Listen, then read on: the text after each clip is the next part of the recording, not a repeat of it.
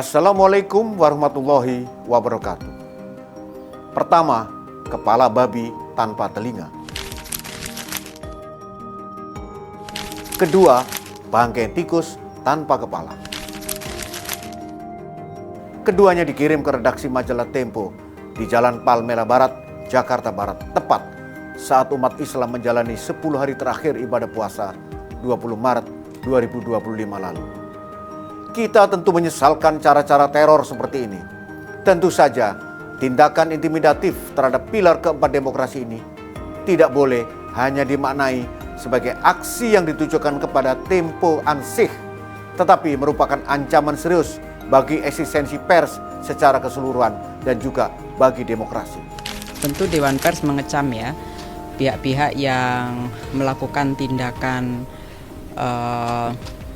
teror intimidatif dalam bentuk pengiriman kepala babi yang ditujukan pada jurnalis Tempo, Mbak Caca.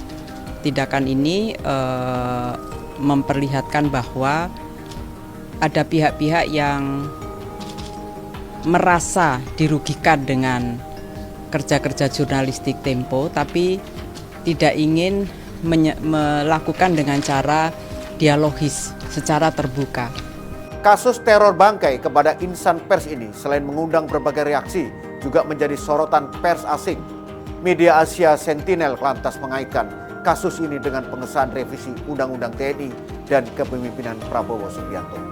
Kita tidak boleh secara serampangan menuding pihak siapa yang melakukan aksi pengecut ini sebelum aparat berwenang menemukan pelakunya. Kita berharap kasus ini jangan menimbulkan syak wasangka secara membabi buta, apalagi fitnah. Karena itu kita minta kepada aparat kepolisian bertindak cepat, transparan, dan tidak pandang bulu dalam menegakkan hukum. Yang kedua, kaitannya dengan peristiwa di media Tempo, saya sudah perintahkan kepada Kabarreskrim untuk melaksanakan penyelidikan lebih lanjut. Dan saya kira kita semua tentunya akan memberikan pelayanan yang terbaik. Harapan agar kasus teror kepada pers ini segera dituntaskan tidaklah berlebihan, mengingat negara kita yang memilih sistem demokrasi meniscayakan adanya kepastian hukum dan mensyaratkan iklim kebebasan pers secara bertanggung jawab. Dalam hal ini, jikapun ada pihak yang merasa dirugikan dengan pemberitaan, tempuhlah dengan cara prosedural yang dijamin undang-undang, yaitu hak koreksi, hak jawab, hak ralat hingga membawa masalahnya ke muka pengadilan apabila tidak tercapai titik temu. Begitulah pranata demokrasi yang seharusnya dipedomani oleh segenap anak bangsa. Apabila aksi teror kepada media ini dibiarkan, dipastikan demokrasi akan menemui masalah serius. Sekali lagi, ancaman dan teror ini langsung disampaikan ke kita semua yang punya komitmen terhadap demokrasi. Mengancam jurnalistik sama juga mengancam demokrasi. Cara-cara intimidasi dan teror hanya patut dilakukan oleh masyarakat primitif yang belum pantas menginjakkan kakinya di alam demokrasi di era modern ini.